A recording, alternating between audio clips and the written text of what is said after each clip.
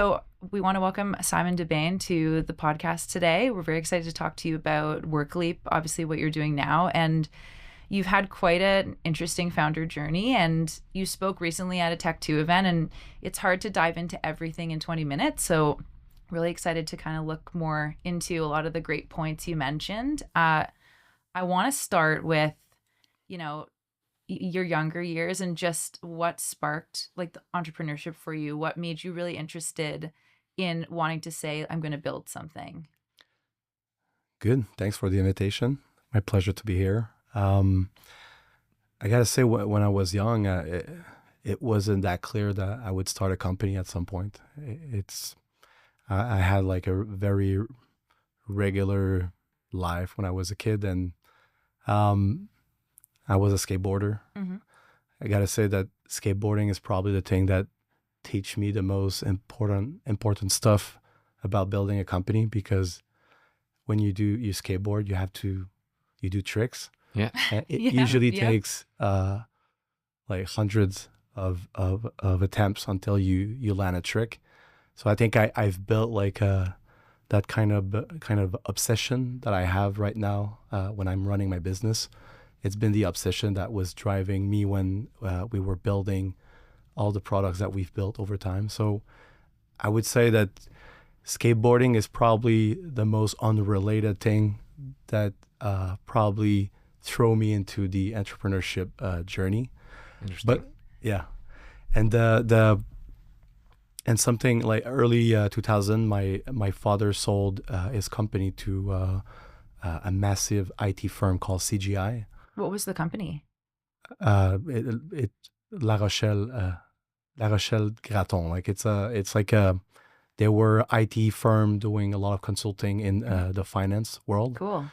But I was very young, so I did not understand what was happening. Yeah. It's like The process or anything. Yeah. not at all, like selling a company. So Yeah. so he did like the 3 years, mandatory 3 years at CGI. As just like a lot of entrepreneurs, he wanted to start another company, and at the same time, he launched another company in 2006, and it's pretty much at the same time that I started Gsoft back in the days. Mm-hmm. I think the fact that my father wanted to start a business really influenced me to do the same thing, and at that time I was very young. I was working at CGI for like 2-3 years. I was looking at the IT world in Quebec. It felt too gray, like gray cubicles, gray carpet, gray mood. I felt that something was missing, and I also felt that on the West Coast there was, I don't know, more like funkiness, craziness about building tech. And so bring a breath of fresh air in the IT world in Quebec was pretty much the original idea of the company. And I just felt that building a business was a great way to do something with your life. And school, I was too bored in school. It was after 1 year at ETS in Montreal. Yeah. Like, let's do something. Let's build a business. Founder's Journey is a TechTO podcast, which is produced by Startwell on King Street West in downtown Toronto. With multiple meeting rooms and large event spaces under one roof, Startwell can host your SKOs, large all-hands sessions, offsites, executive retreats, conferences, and other types of meetings and events. So you're in school. Yeah. You're also got, a job at CGI. And you're starting a company. Did it go full time right away, or like did you what was approaching? Also, what was your father's reaction? Yeah, a lot to unpack here. Yeah. In terms of building the business at the same time that I was going to school, it was pretty rough because I was building the business during like open hours during the week. Yeah. So like really splitting your time. Yeah, and at night I was going to school during the week, and during the weekend I was able to get like a shift, like 2-day shift at CGI from 8 in the morning to midnight. So it's if you so there's not many hours. It's a lot of hours in just 2 days, but that was the money so I could pay the rent and just like live my life.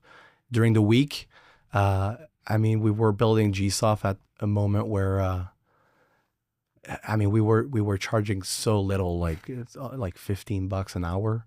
That was the consultant, like, price. Like it is. Yeah. That's what you're charging for your services. It's almost free. Like at that point, it's like, it's more like, give us some projects somewhere and let's get ourselves busy. Yep. I mean, you're 20 years old, no credibility, no experience. You have to figure out a way to gain the trust from people. And for us, it was about just being good at what we do and being extremely cheap in terms of pricing. And it really helped us get the few gigs. And at some point, the business got started. So just want to pick on understand a few better. So when you say us, who was it and how did that team come together? Yes. The co-founders is there's one person called Sebastian. He is in secondary school. He was one of my best friend there. Mm-hmm. The kind of friend where you cannot sit next to each other in the class. You get separated in class. Yeah, because we were just too noisy, to just talking all the time. So just a very good friend, very early on in my life. Yeah. And Guillaume Roy is the first person I met when I went to a university. Mm-hmm. And it's the only person who did not want to do the games they make you do on the first day. Like the icebreaker games? Yeah. So, yeah. Like there's an apple in water, you have to bite it with your mouth and kind of grab it, and these kind of funny games. I was thinking of different icebreaker games, but that's, either way. Yeah. It's not like the stuff you see in movies and like crazy stuff. It was like engineering school, pretty basic. I was just thinking, like, share a fun fact about yourself, kind of icebreaker games. But this was, But yeah, so the first person I met there, and it's almost like we were kind of aside a bit. Right. And just because of that, we kind of started to talk, and we were pretty much all the class. We were in the same class, and we did all the work together there. And at some point, I introduced Sebastian to Guillaume, and I told the guys, like, we should build a business. And so after 1 year in the university, I stopped doing class during the day, move it like at night. Yeah. And we tried to do everything at the same time, and I almost managed to finish school. Like 5 class left. Yeah. And they're not giving you an honorary degree yet? No. They're they usually ask you for a lot of money for that. Yeah. But maybe one day. But it's, when you asked me about my father, and I think that was his biggest concern. You're seeing your son starting a business. You know what it is, but your son is 20 years old, no credibility, no experience. You're like dropping school, start a business. It's like, you will need your diploma. He was very insistent. He's like, I don't have the diploma. He only went to high school, managed to still have a pretty decent life. But to him, it was like, just finish school. And at some point, I didn't tell him right away, but I stopped going to school, and I told him, like, I want to build that business. And he's like, I think you're in pretty good shape from what I'm seeing right now. And that's it. But it's a risk, definitely. Yeah. It's always a risk. I mean, it's I think we live in, I mean, it's a bit different now, but like 20 years ago, finishing school was something like important. Right now, I think we're valuing a bit more it was important too. Like when I was in school, was like, get your degree and finish. I agree with you. It was a different time, right? Like now there's almost, if you go to the Valley, it's almost like, why are you getting a university degree? Yeah. And then I think in society, there's a bit of, especially over the last few years. I don't even think working for Google anymore requires you to have a degree at all. They're just like, experience is more what they consider. But yeah, to your point, it's changed today. So definitely. One more question about those earliest of days. So you said you were doing $15 an hour, right? So how did you get your first clients? Because I think price is important, but there's also, you have to have a certain, to convince someone to just take a chance on and you're get 20-year-old students without a portfolio of work. it's price is important, but almost to me, it sounds like you were too cheap. I'd be worried, okay, who are these guys that are going to build something for $15 an hour? So I agree. So how'd you get those first few customers? Who were they? Yeah. The really first one, when my father started his new company at the same time as we were starting, he partnered with someone he didn't know at the time. It was through his ex-partner. He kind of gathered a few people together. They were building a consulting firm just like they had before. They were building a momentum very quickly, and they wanted some internal tools to manage like the timesheets and stuff like that. So the new partner that my father didn't know much at the time, my father just told him like, hey, by the way, my son is starting a business. If we have anything if we need some kind of coding, could be a good idea, but I don't want to force. Yeah. So I met that person.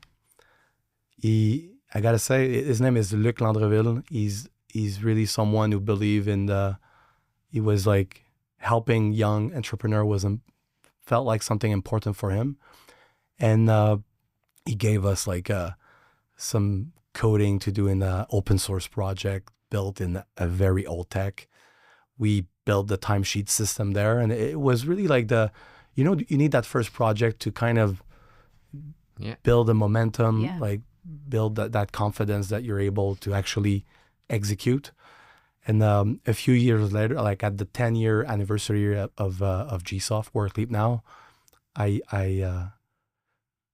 asked him like, why did you give us that first project? And he told me that for young people like us, we were writing extremely well, like no typos in emails and everything. And to him, it was a sign of quality. Yeah. So the attention to details mattered. It's weird because it's like it is such a subtle thing, and it was not a joke. It was actually a good reason why I decided to. It's just weird when you think about it. It's like the only reason we had that first project. Well, in the days, like there was also no like Grammarly. There was like no way to kind of like fact check, spell check, any of that, right? So it just did show like thoroughness that you had no errors, like no grammatical spelling mistakes, things like that. It's an interesting one that was kind of what solidified you to continue growing and getting like the trust of clients. I think that's really great. And then just how'd you go from a first client to saying, hey, we're going to drop out and do this full time? I don't remember exactly when I dropped out. It was when they go full time, and because that was probably the decision you made. I went full time right away. Oh, okay. I even did my interns at GSoft, and Guillaume, like the partners were kind of responsible for the other intern. Like we were looking at each other, and it was following the rules of the university for the internship. So we were full time on day one. I think it's we were, and we started as a service company. Yeah, we mostly when you want to build a tech company, you usually want to have people together building stuff together. But because we were just starting and we didn't have like a lot of connection in the market, we had to go through a firm that are kind of like put you in different gigs, and you pass through another firm to get access to the customers. So we were on site, on customer site most of the time. We had like it was my apartment, the main office. The head office was my apartment for maybe 1 or 2 years. And after that, we had our first office in Montreal. But the office was pretty much empty all the time because we were just everywhere in Montreal at different customer sites and building stuff for them. Right. What was it like just going from service-based, like transitioning to kind of building like your own products? What was that process like? It was, when we started the company, we didn't really know what we were kind of going into. Like it's like bring a breath of fresh air in the IT world in Quebec. Cool. So what are you going to do in the day to day? It's like, oh, that's a good question. So it's like, oh, we're good at coding. We should probably just code stuff for customers. It's not very original in terms of ideas. It's a very classic way to kind of start a business. And at some point you realize that building for your customer is fun, because when you're building for different customers, you're always testing new technologies. You're always kind of, and at some point it's like, it's fun to build kind of the customer's dream, but what if we could build our own dream, like build like stuff around our own ideas? And the idea of building products kind of became slowly something that we wanted to do. And to me, there was something fascinating about the idea of building, like starting from an idea, building something, put that thing out there on a website. Yeah. And someone somewhere will sign up, test your product. And if the person likes the product, take the wallet, take the credit card, enter the numbers, and buy. There's such a journey to get there. Like you need to have something great to make someone do all these things. And the ability to do it so easily. I mean, we're talking in 2009, so today it's really easy. Yeah. I mean, the whole AI tools and Yep. all the cloud stuff. And back in the days, it was a bit different, but still there was something like, I felt we could stay a small company building something grandiose around the world. So it became like, cool, we're doing service right now. It works well. We have revenues, we have fun, we have a team, but let's observe for opportunities. And one day we'll find the right one to build. And someday, like Sebastian came back to the office. He saw something that was so complicated at a customer site, because back in the days we were building intranet using on SharePoint, which was it's a very important tech at Microsoft. And came back to the office. It's like, Simon, it doesn't make sense that it's moving data around SharePoint is so complicated. It's really a nightmare, and we should fix that. So I'm like, cool. So let's build a product. And it was like, it's almost like we were just waiting for that moment to happen, like just grabbing a good opportunity at the right timing. And just like that, we started building what today is called ShareGate, which is one of the main product at Workleap. So a couple questions. How many years into the business was this? It was in 2009, so 3 years. Okay, so 3 years. And you're bootstrapped because you started a service business. And we've seen a few companies in Canada go from service to product. And that shift's kind of hard. Like, what were the big challenges? Because you go from billing and having, there's a gross margin employees to now having to invest in a product. So how did you manage that transition, saying, we're going to basically have all this upfront cost and then have to market, and then it'll pay off in the back end? Because it's a very different mindset. So like, how do you guys prepare yourself to do that? I speak with, like, over time, I spoke with so many like entrepreneur running a service firm. Yeah. And they all have that kind of like, they're twisted and like, should I like, it's all about like you take your short-term like profit and invest in something for the future. And it's something that a lot of people have a hard time doing, because once you kind of have a taste of money, it's like, damn, you're building your lifestyle around it. I think for us in 2009, we were so just passionate about building a business.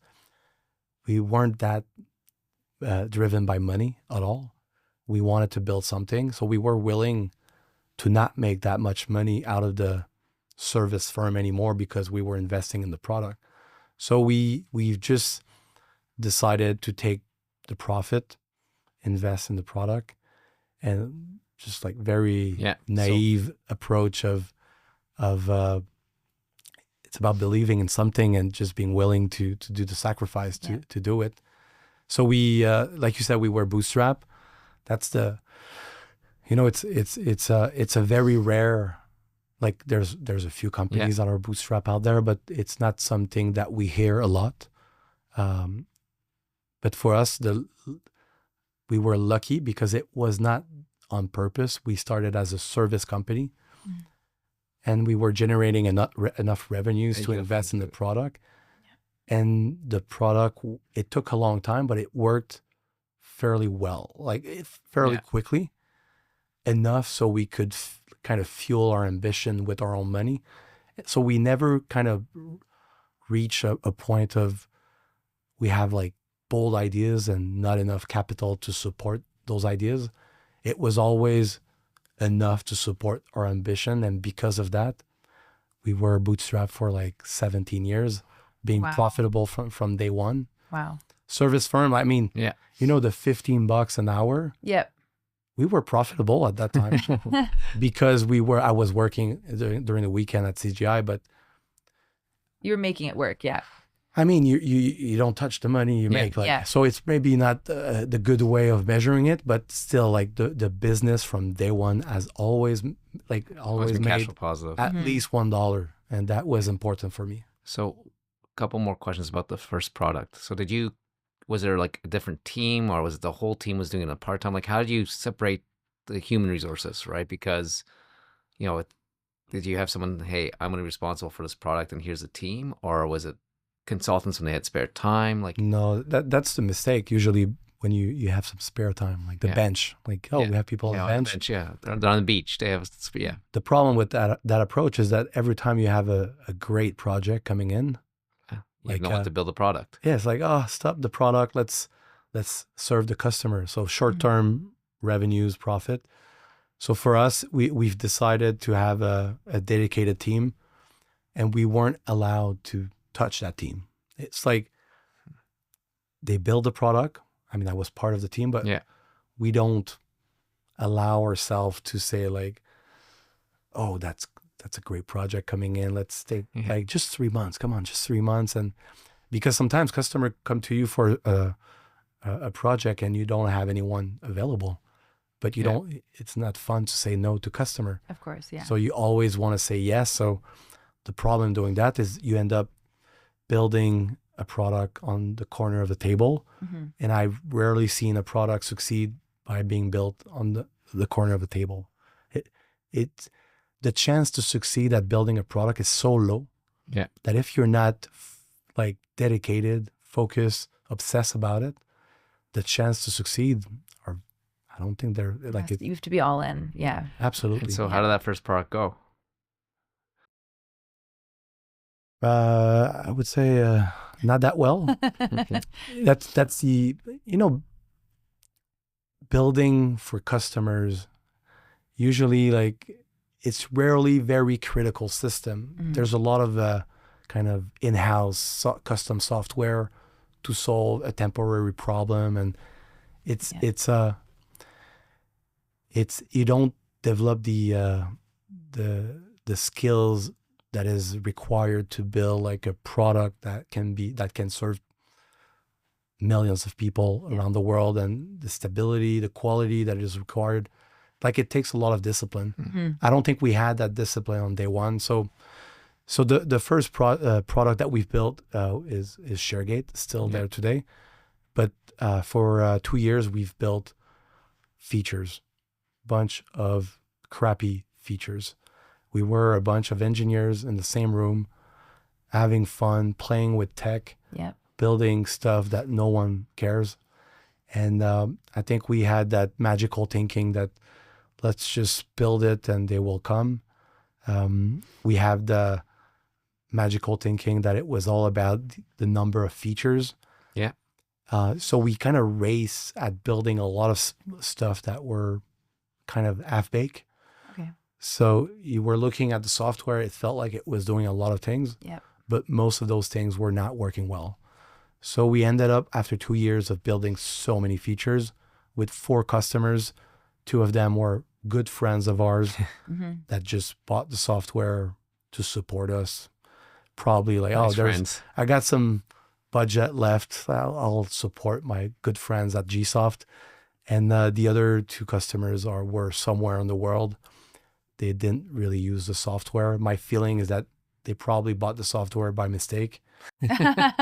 So, after 2 years, 4 customers, at some point you gotta ask yourself, what are we doing with that? Like, and I remember we went to, in French you say lac à l'épaule. It's like a house somewhere in the middle of nowhere, strategic. Like a cottage, yeah. So it was like every year we were doing that, thinking about the business, drinking some wine, and nice.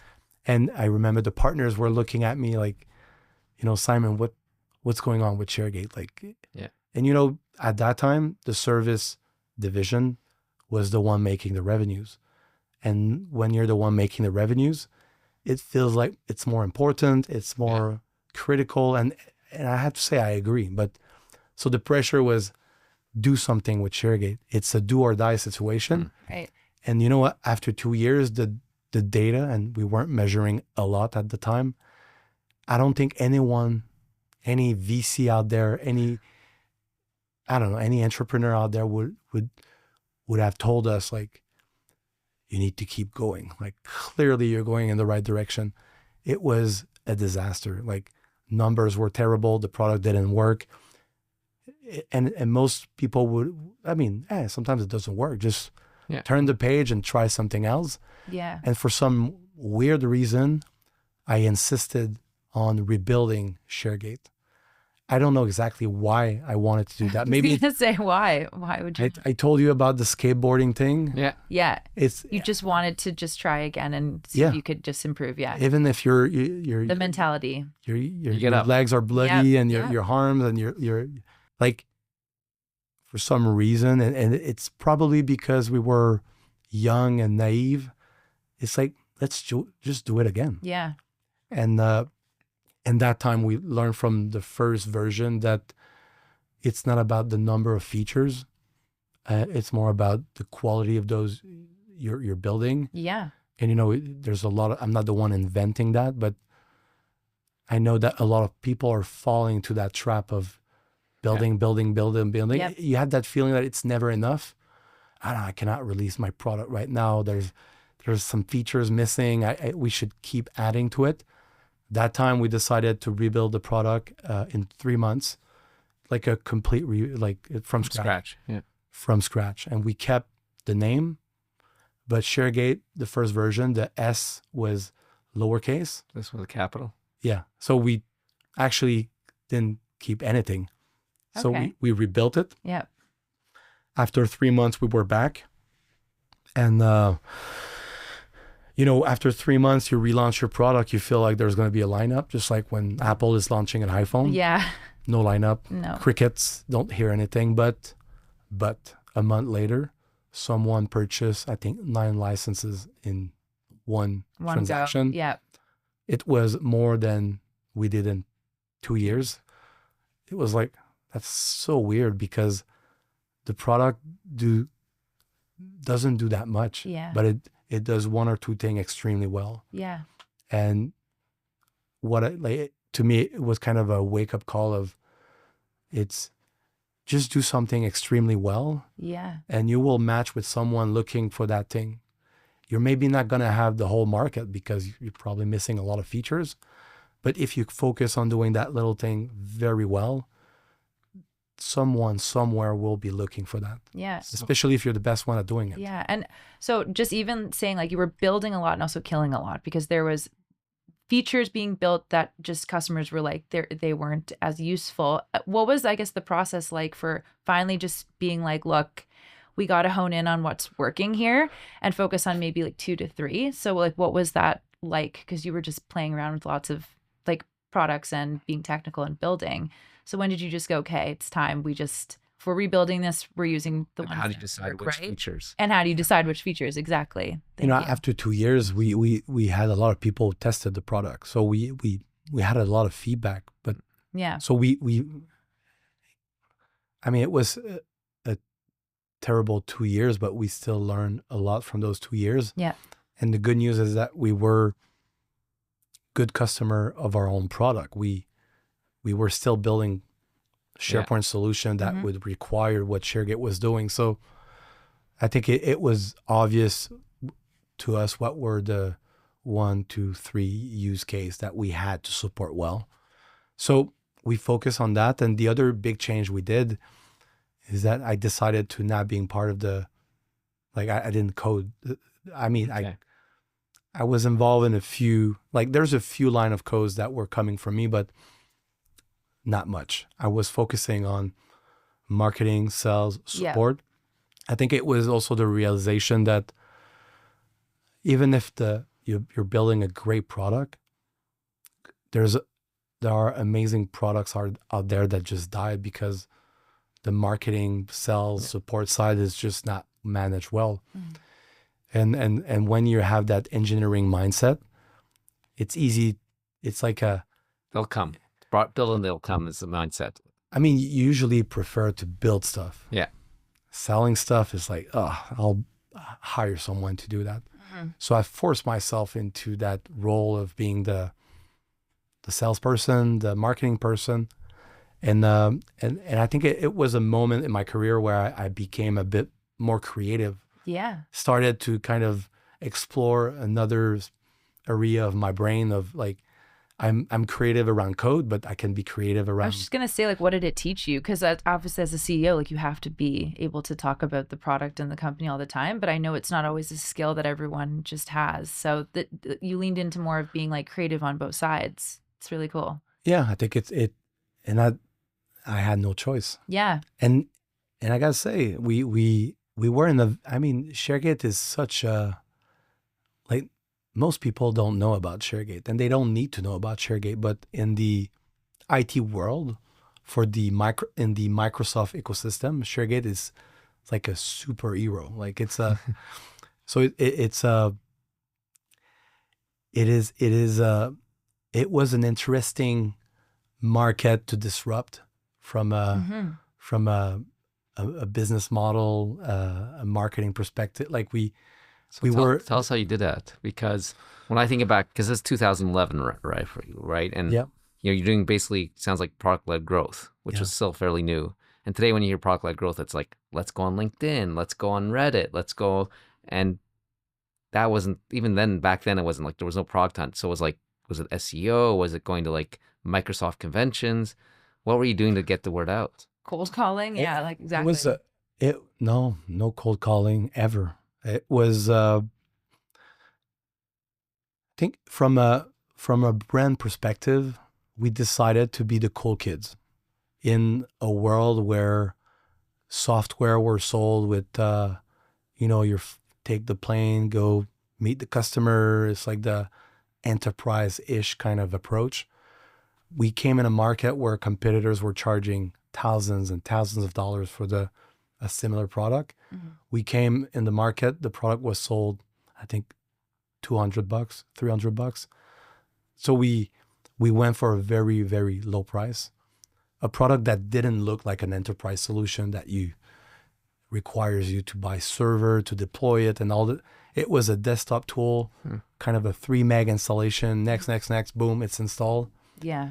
And you connect to your environment. You can move data at rapid pace. Like, it was such a low friction product that it was completely disrupting for the type of, like, in our industry. In terms of business model, at that time, software were sold as kind of a one-time fee. Like, you pay a massive price, and every year you pay a 15% support. We came in with a subscription model, and now we kind of take it for granted.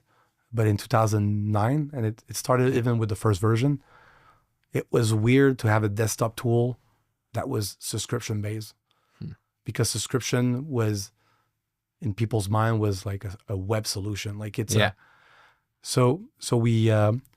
our goal doing that was, let's lower the price.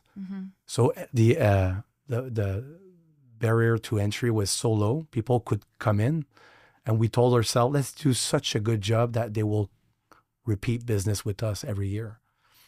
So it was kind of an invention of ourselves, because, to be honest, it was more like it was something we invented for ourselves, but that matched what was happening in the market, because we weren't that aware of what these kind of things that were emerging out there. We were more like, it was instinctive to us to kind of bring something that was what we call today like a PLG motion. Because it wasn't around then. Like if you said PLG in No, I 2010, don't think people the would be word- like, "What? Yeah, wasn't a known thing." And in terms of marketing, I mean, I remember going to a Microsoft convention. We were the only one wearing T-shirts. Going to a Microsoft convention was like you need to Very wear a startup. tie and Yeah, very exactly. startup. And the Silicon Valley Yep. startups weren't really in the Microsoft world. It's like Microsoft was almost the demon, like for them. Like it's like building stuff for Microsoft. So we kind of had that more Silicon Valley vibe in a world where it was not. It was Suits more and ties, conventional. for sure. So we were the cool kids with a brand where we were willing to be funny and not take ourselves too seriously. And I realized that at the end of the day, when you're selling software, even in the B2B world, you're still selling software to people.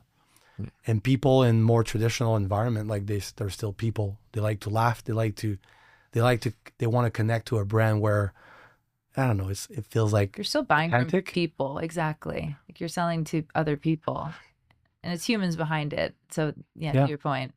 So I wouldn't say that ShareGate became a massive success on day one. It took us many years, but it slowly, and I mean at some point it really accelerate. But yeah, good years. Like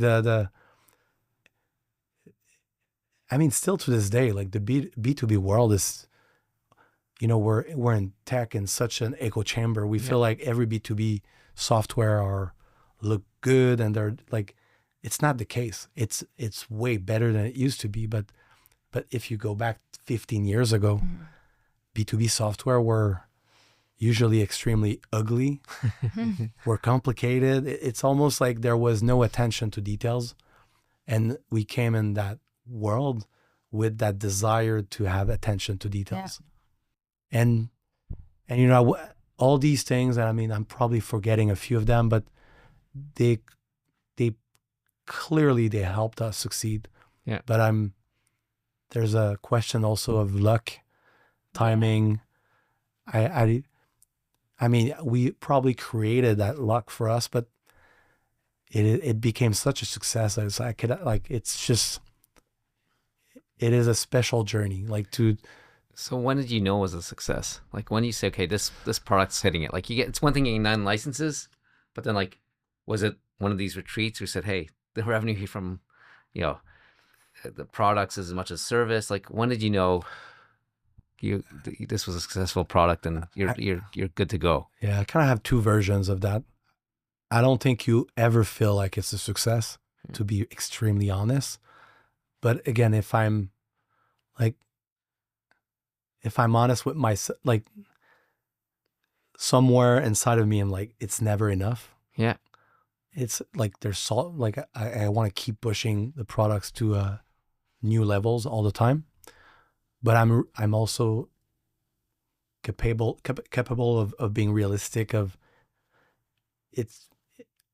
think it's a success. Like I think the day we decided to shut down the division, the service division, and become 100% product company, to me it was probably the moment where I'm like, okay, we can live with our own product. But it was the case for many years before that.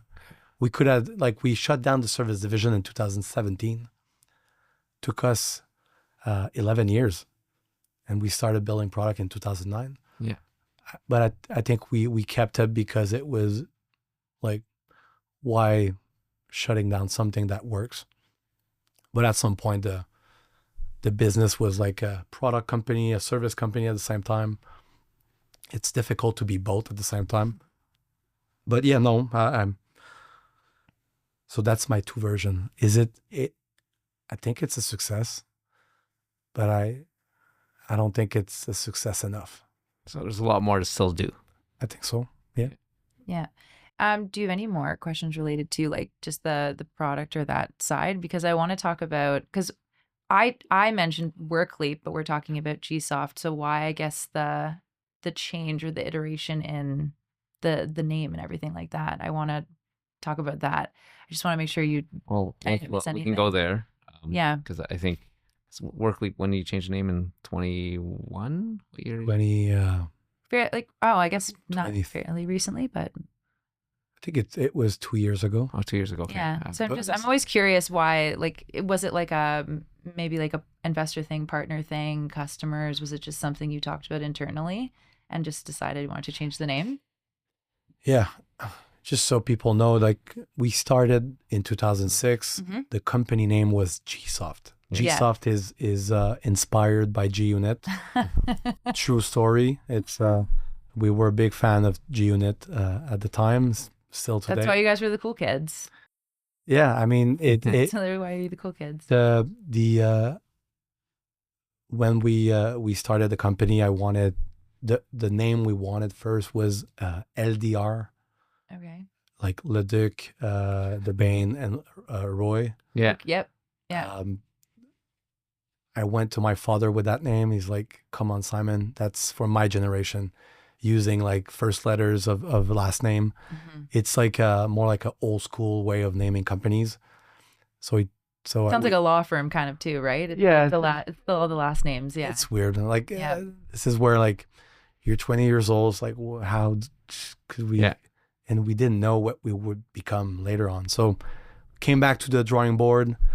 So at the time, Gmail was launching like the beta version of Gmail.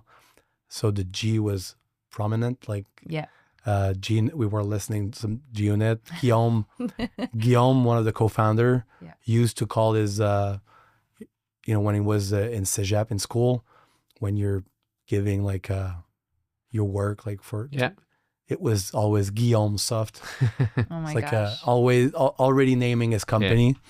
So it became Gsoft. And Gsoft was the name of the company for until 2 years ago. It became an employer brand that is known in Quebec. And but as a company, we became a remote company during the pandemic. Yep. So we were hiring across Canada, and Gsoft was completely unknown for most people outside Quebec. So it's like, and when you know where it's coming from, it's inspired by G-Unit. It's like there's no meaning except for old souvenir that is nice for us. Yeah. But is it really helping the market to know who we are and what we do? And Workleap was something that came up for a potential new product we wanted to build. And we kind of repeated that name so many times. It's like, I was sitting with Guillaume at the time in the small office, and it's like, should we just rename the company Workleap? Feels like, the mission's to make work simpler. Exactly. Workleap is like that idea of like bringing work to new levels. And, since day one, like since 2006, for some reason, helping businesses work better was the passion that was fueling us, like driving us for everything we were doing. The service business was about like helping customers work better. Around SharePoint and the Microsoft 365 ecosystem was about modernizing companies, like the migration to the cloud. And you can think of it as moving bytes, moving documents there, and that's what we do well. But ultimately, what we were doing is enabling businesses to change the way they work. So it made sense to have work in the title. Yeah. And what Office Vibe is doing, we're also like, we didn't talk about it, but in 2013 we also launched Office Vibe, and Office Vibe was started as an engagement tool, sending survey every week. So again, it was about like improving the company culture, helping businesses, just better understanding what's going on and how they can improve. Mm-hmm. So Workleap to me is a name that represents all these things. And so now the company is called Workleap. Inside the company, we have two product lines. One is the Workleap platform, all the HR related software, all within the same experience. It's it's different products within the same experience. And on the other side, we have ShareGate. And why we have different names, ShareGate is a verb. Like ShareGate that thing there, ShareGate that there. Like Google it. It is such a strong brand in the ShareGate, like the Microsoft industry, that we weren't willing to sacrifice that name. It's like too strong, too well known. Yeah. Exactly. Yeah. And on the HR side, Office Vibe was in people's mind was associated with engagement. So it was pinholed into a specific area. Yeah, and we wanted to expand into performance management, like training and other stuff that weren't like in the Office Vibe. There's something so like it gave you ability to do more. Yeah, and it's debatable, honestly. Like you can do whatever you want with names, but let's just because we did gloss over Office Vibe introduction, so maybe just 5 minutes on that. So like you have ShareGate, obviously. You sort of set of customers, a problem set, you're dealing with the Microsoft suite, and then you Office Vibe, dealing with HR. So how was that the next product you launched, and what was the insight, or what inspired that, and how'd you go, and what'd you do different about launching that than you did originally with ShareGate? Yeah, so ShareGate started in 2009. Yeah. And and Office Vibe started in 2013. I gotta say it's special because most of the time it's already hard to build one product. So why would you build another one? And still to this day, I'm like, it's a question of timing. The reason why we went into the Office Vibe journey is because ShareGate was not yet a success, not yet generating enough revenue so we didn't felt confident enough that it would become what it is today. Yeah. So it's like, it's a bet. It seems to be doing well, but is it enough? Is it where we will succeed? In Office Vibe, and when something become like, when a product kind of succeed or become like, it takes all the energy available in a company. It's like takes all the oxygen. Exactly. So there's usually not much energy left to build something else. So Office Vibe came just at the right moment where there was still enough energy and attention we could give to something new. And yeah, I think that something we like, the culture at Workleap, usually back in the day was GSoft, was always something we were proud of.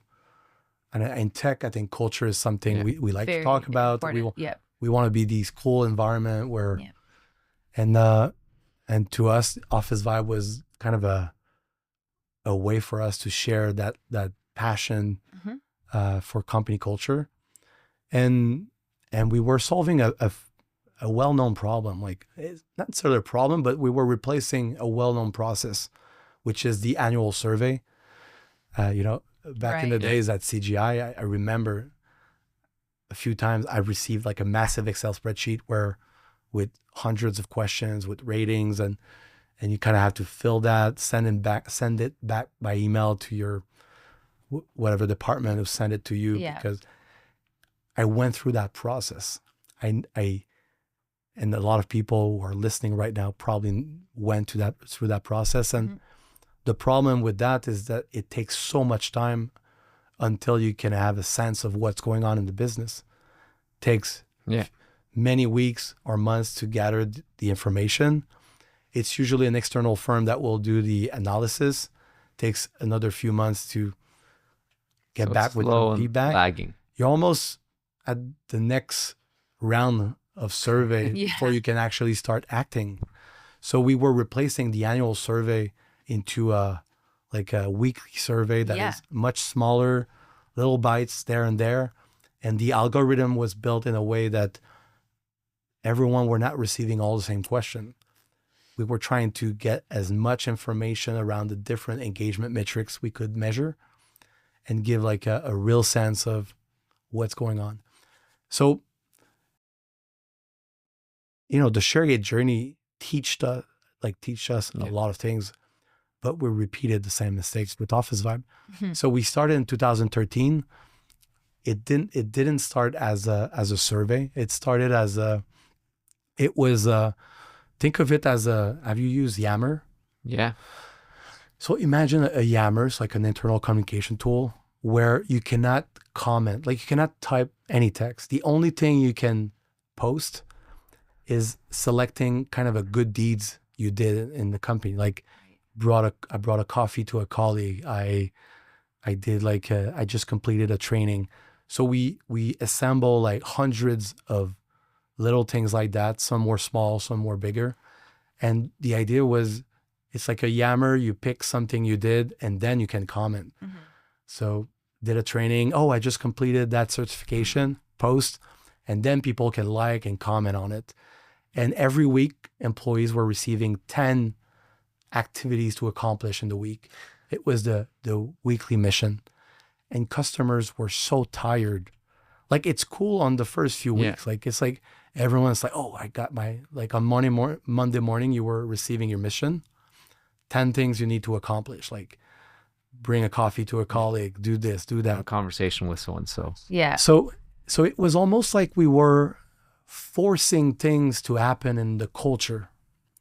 And also, I like to compare it with, it's almost like if you go to the pharmacy, like you have something, you don't feel well, and you go at the pharmacy, and it's like, it's almost, they gave you all the pills together and they force all the pills into your body, and maybe one of the pill will work. Didn't work. Customers were tired after a few weeks and they were churning. Second version of Office Vibe was the weekly pulse survey.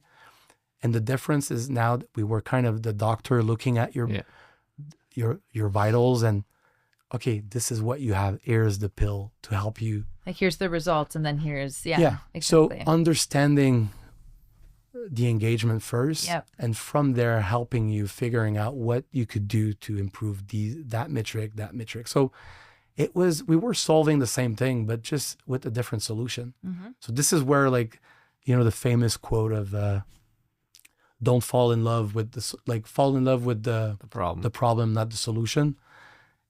It's true. Sometimes, like when we talk about pivoting in the product, for a lot of people, it feels like a failure, but it's part of the journey. Like the problem is that when you're building a solution, you're like, there's a lot of work that goes into that. Like, it takes a long time to build tech, like a software, you end up being so attached to what you built. You can't be married to it, that it's like you try to make it work by kind of optimizing a solution that sometimes is not the right one.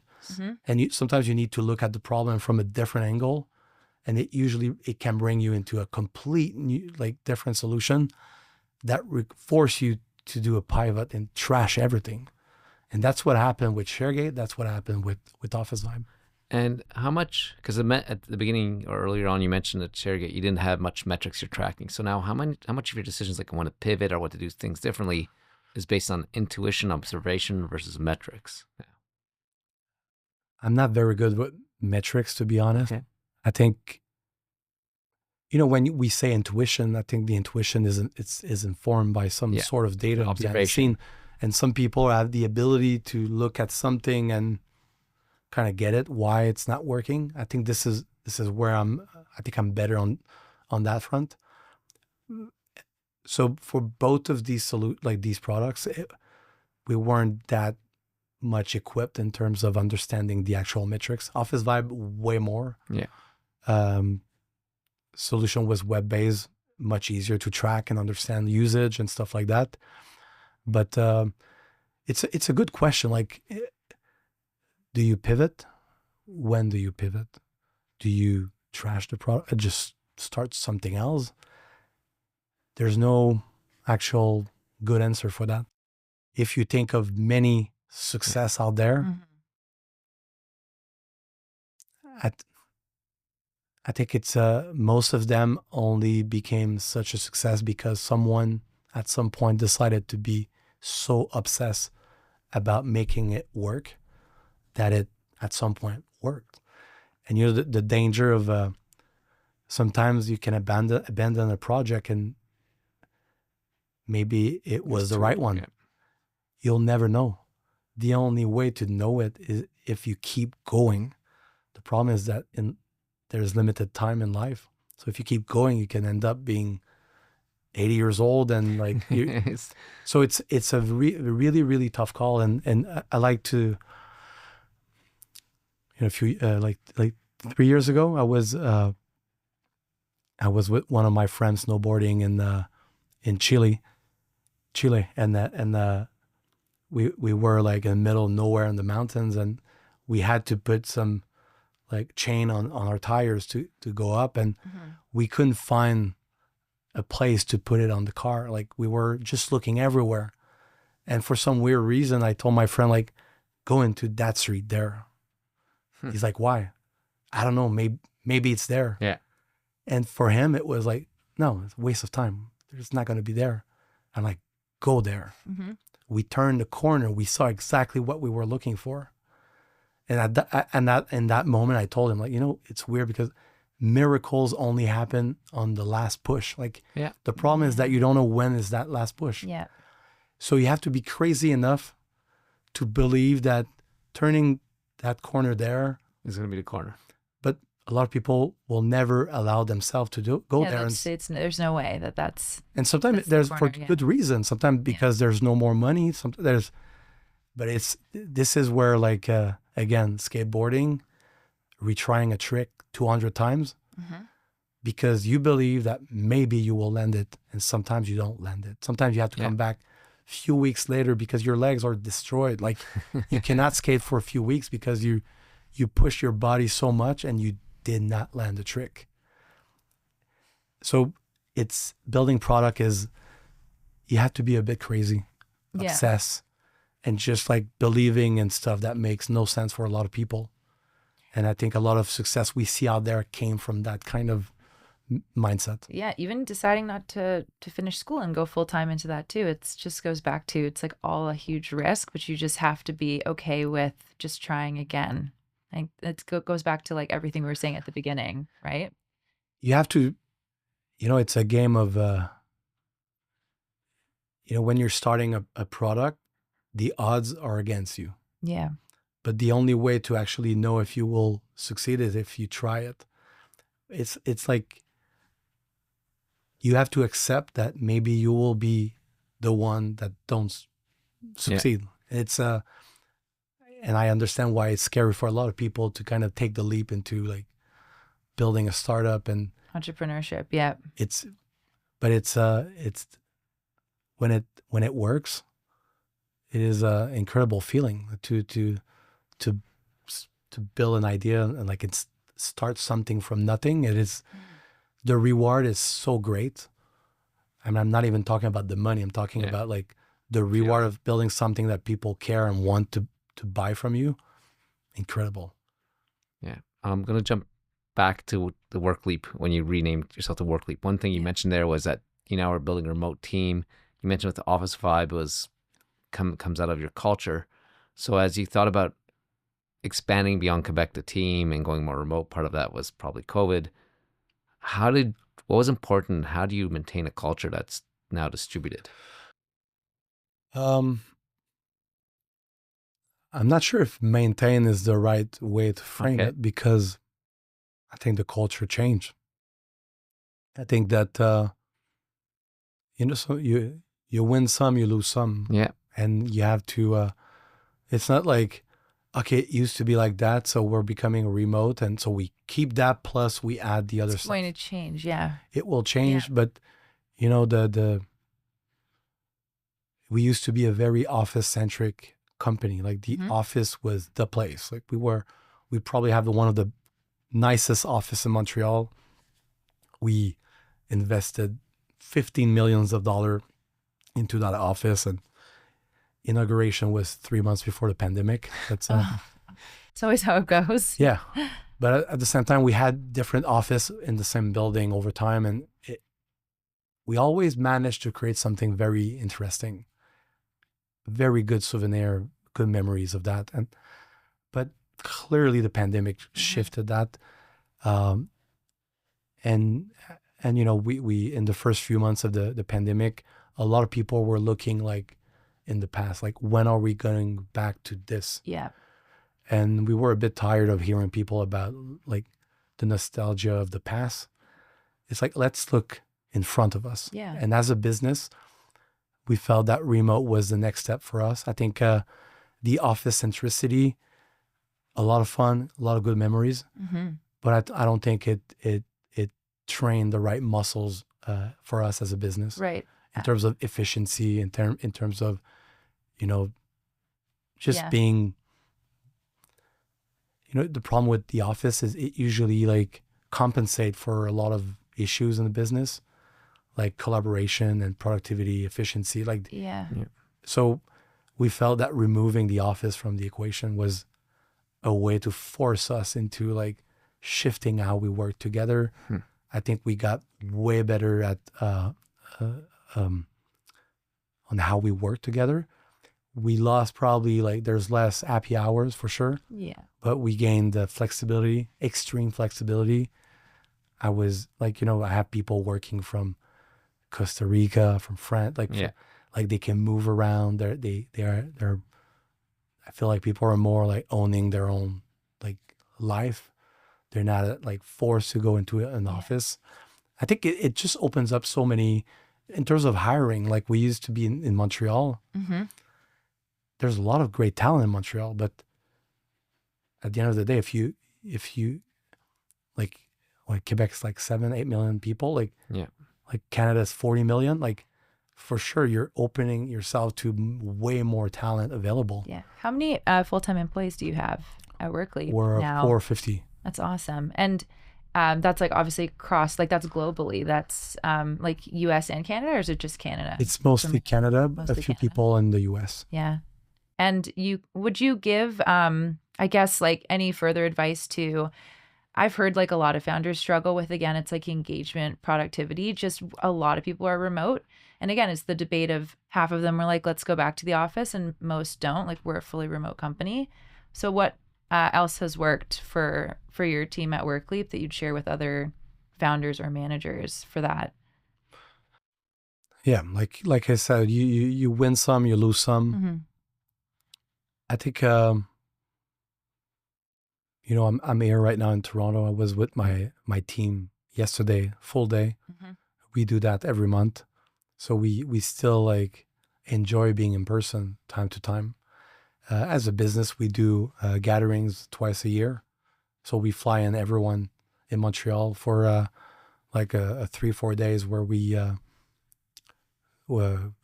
talk strategy, inspiration, where we're going, community work, usually some party. It's usually aligned with Christmas, the anniversary of the company. So we still value these great moments together. I think it's fully remote. You never see each other, never. Yeah.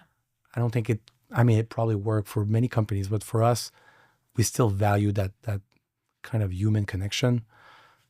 In terms of being remote, I think you have to make sure you hire people looking for that. It's work in a remote environment. I think work became a bit more transactional. It's less like when you're in the same office, but so you're probably gonna make less friends at work. Yeah.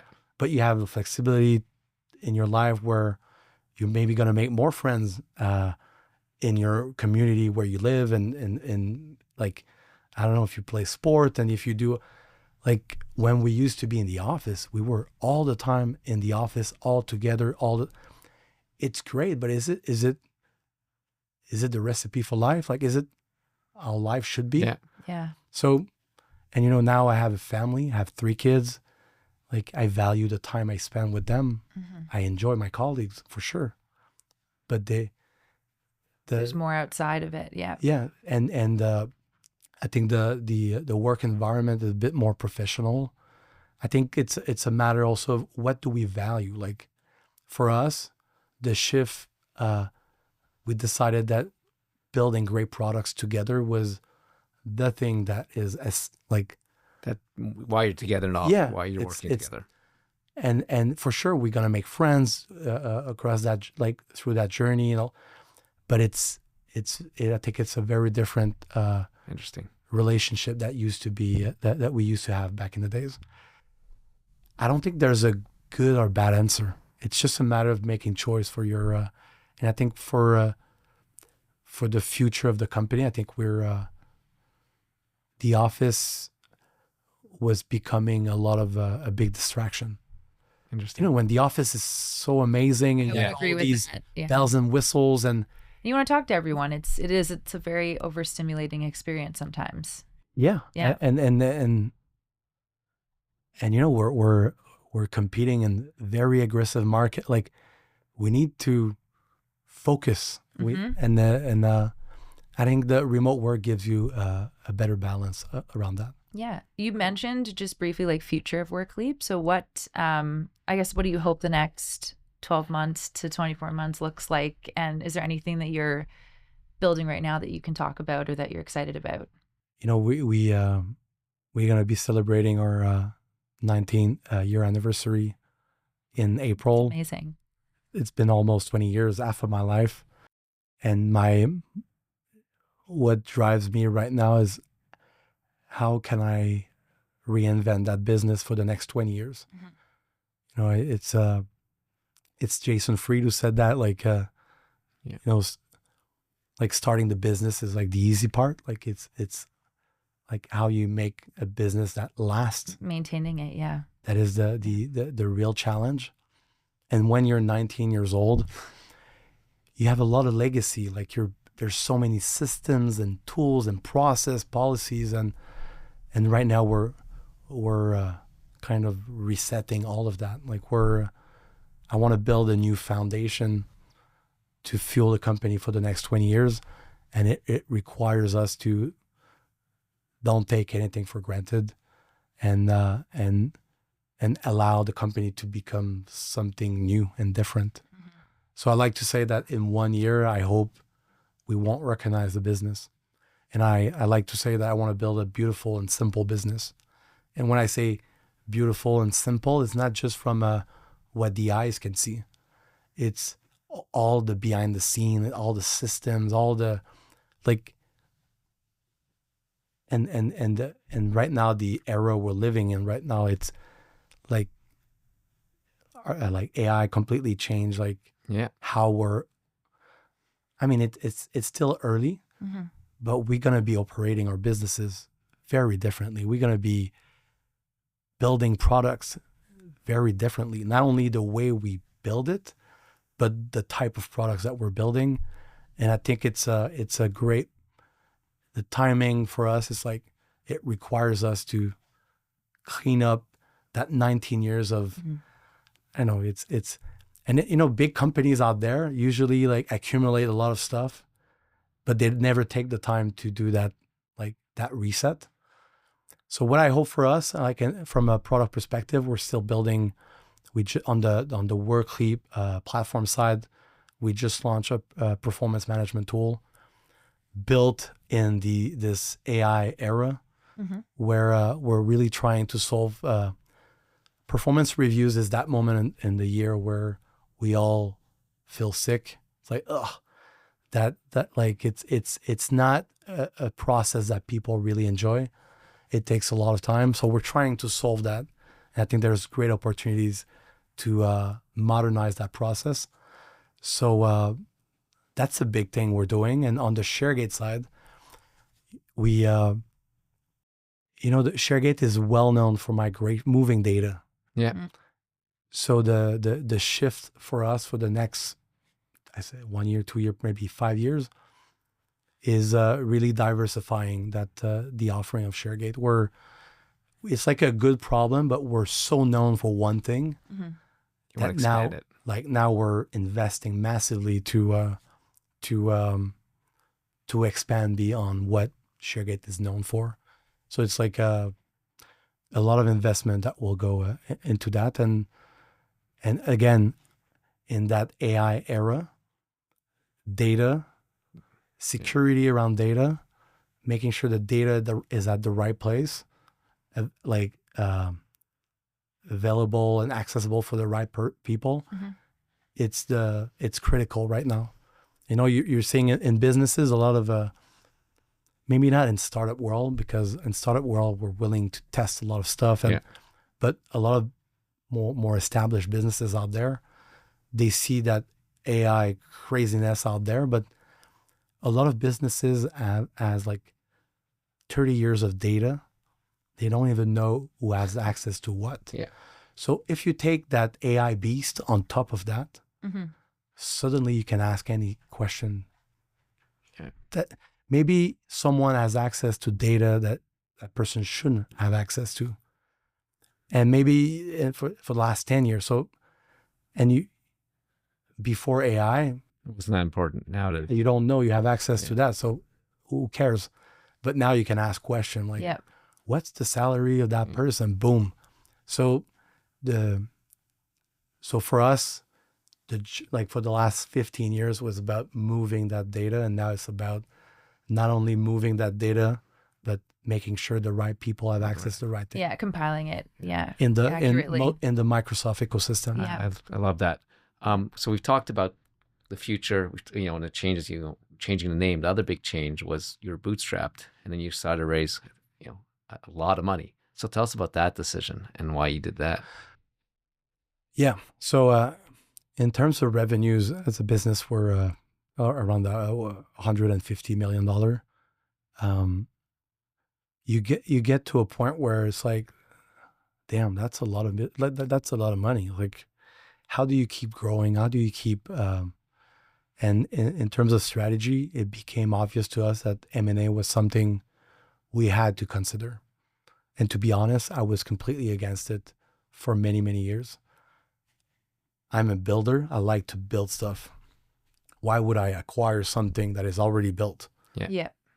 I like to build stuff from scratch. So you're telling me I'm going to buy something that is maybe a different technologies, maybe different practices, and I need to fit that into my world. And so that was the Simon in his 20s and early 30s. The Simon, 39 years old, is a bit more realistic. There are great businesses out there. And if you're, and if you think in terms of strategy, looking for the right acquisition can be transformative for a business like ours. And so we want to keep building stuff in-house for sure. But right now we're also looking to acquire products that will help us diversify the different products we have right now. So it's we decided to find a financial partner. CDPQ is a great one in Quebec. They believe in their Quebec companies. They invest long term. The fit was good. So and the difference when you're bootstrapped and healthy as a business, I think it's a very different negotiation kind of. Like we're partnering. Like it's more like it's a choice-centered relationship. Yeah, and they're so far so good. And it's the side effect of that also is governance around the business. Like if you think of a board meeting, I used to do board meetings with Guillaume and Seb, like with a glass of wine and very informal. Very different now. Yeah. Yeah. And now I got JD Saint Martin from Lightspeed who's on the board, just like shaking us all the time, helping us like looking at the business from different perspective, challenging us. It's something I think we didn't have enough before. So I didn't do it for that, but it's kind of a added bonus. And I'm not sure without that more formal thing if he would have come work with us. And so and right now when you have a financial partner, when you're approaching businesses for potential acquisition, they take you more seriously because they know you're, I don't know the right way to frame it. You're good for the money. Like you're backed. Yeah. Yeah, exactly. So M&A is the I wouldn't say it's like the big bet we're doing. It needs to be part of the strategy. And so just to dive a bit deeper, so the investment enable you to do M&A, is it because it valued your currency? Is it because it give you more equity? Is it because you give more credibility? So why, like, you could have hypothetically done M&A, used either cash on a balance sheet or your shares without raising. So how did the raise help you do M&A? My view on that is in tech, if you want to do M&A, even when it's cheap, it's very expensive. Fair enough. And I'm like, it's been 19 years. I want to take risk, but taking that risk with a partner who can help you achieve that, to me was it was giving us the confidence to do it more aggressively. Excellent. But you're right. We could have probably get some debt and that, like, but after all these years, is that something I wanted to do like that? Like always on the edge and like, so it lets you be more bold. Yeah. It's like we're not jeopardizing the business when we're doing an M&A because we're very strong financially at that time. Interesting. And I know I think before we started recording, you said you did 2 acquisitions. So just maybe tell us what you require, like why you did these acquisitions, what got you excited, and how they've gone. Yeah, first acquisition was a company in Quebec City called Didac, was a learning management system. It was a small team, great people, and in terms of the synergy with Office Vibe, I mean, training is something that HR thinks. Like HR department think about, and it's the type of tools that we wanted to offer to our customers. So, and as a first acquisition, it was a team of 10 people. Okay, I think it was a great way to get started and learn from that. And second acquisition was Pingboard, a company in Austin, Texas. They are famous for they built an art chart. And it's a very it's a feature that was requested a lot from our customers, like the ability to visualize your business. Okay. Like Office Vibe gives you you can visualize the engagement score, but visualizing who's doing what, who's where in the business, especially in a remote setting, it's very helpful. And you can think of it as an org chart. It's like the most obvious feature you can think of that, but there's so many things you can build. As soon as you have the ability to visualize the business, and you can start thinking about human planning. You can start about, like, if you're doing a reorg, like these tools can help you make better decision in terms of human planning. So there was like an interesting synergy that we were seeing for us as an HR platform that wanted to expand. And any learnings from these couple acquisitions of how to integrate, or any tips either for someone looking to do an acquisition to make it go right, or for someone looking to be sold or purchased, I guess, or acquired? Yeah, I think the biggest challenge for us is that we did those acquisitions at a moment where the platform was not yet built. Okay. And the issue with that is that you end up doing the acquisition, and the acquired companies kind of live on its own. Yeah. And it's hard to integrate it because there's no place to integrate it. So integrating the team is one thing, but the actual solution, because for us, it was about synergy. And synergy happens if the products are sitting next to each other and they're part of the same experience. But, putting products together seems like an easy thing, but it's very, very difficult. It's like you have to have a matching design system for all the products. They all have to connect to the same permissions, users, login, sign up.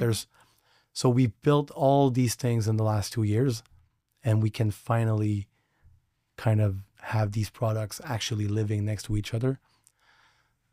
So, when you do an acquisition, you want to do 1 + 1 equal 3. Yeah.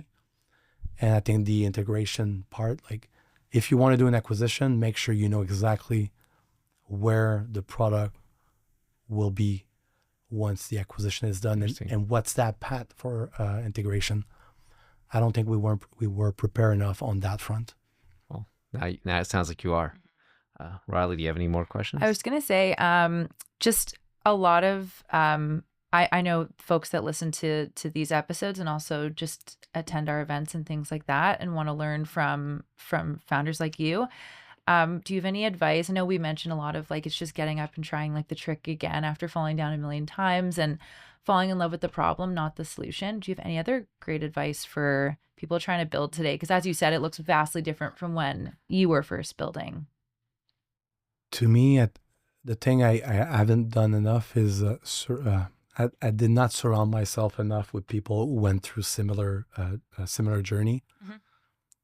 I think the ecosystem is much stronger than in 2006. Yeah. In Toronto, I don't know. In Montreal, definitely. So it's easier to surround yourself with other people going through the same thing, or people who went through the same thing. So surround yourself, like build a network. Yeah. Yeah. Yep. And it's already difficult. Like if you're alone and building something, mm-hmm. being lonely can be very tough. And there's a lot of people who just go, and when you're together, I think there's so much to share. There's so much to learn from each other. So that would be my recommendation in terms of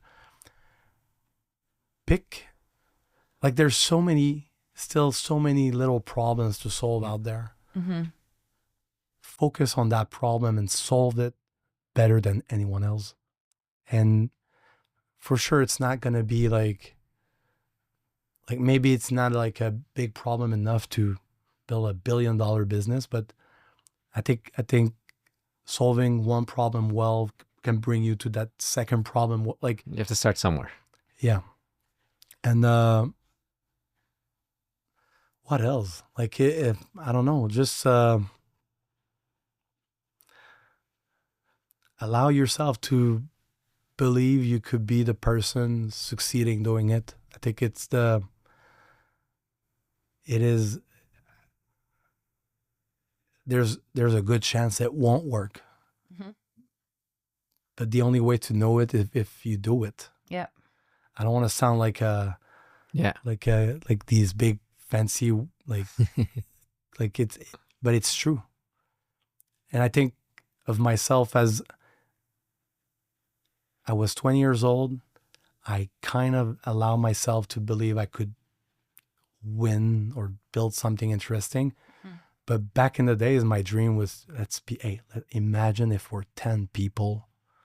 Like that was and now look, how big it was. So for sure, I allow myself to believe that I could succeed, but my regret is I should have allowed myself to believe way bigger than that. Mm-hmm. Yeah. And it's been maybe cultural. It's maybe like just the type of education I had in back in the days. But I think there's still plenty of great things to be built, and you need a few people crazy enough to jump into that weird entrepreneurship journey. And yeah, it's never been like. No, it's not easy. I gotta say it's never been that easy to build stuff, mm-hmm. but to cut through the noise is the ultimate challenge. Even harder, yeah. So it's like, yeah, we're all them. There's a lot of naysayers, yeah, that are like, you're crazy to even just do it in the first place. Yeah, I think that's a good call out also. But like, yeah, I agree with you. It's easy to start now, but there's a lot more competition too. But mm-hmm. It sounds like someone I'm very excited after talking to you because it sounds like you talked about how the 10 was your big vision now, but what I'm hearing is a very big, bold vision now going forward. So now you definitely believe you can build something massive, and you're talking about 20 more years and probably more than that. So that's, I'm very excited to see what you do over the next 20, 40, or maybe longer. Yeah, I still really enjoy what I do, but it's definitely challenging. But sometimes I wonder, like, why am I doing that? Like, why? Like, I don't need to, but why am I? It's really just fun to build a business. Like it, yep. It's the best job ever. Awesome. Reilly, any more questions? No, we covered everything, but I appreciate the full look through and even look ahead of the journey. So thank you for being transparent and sharing some advice and wisdom with us. We really appreciate it. Thank you very much. Thanks. Thank you. Al.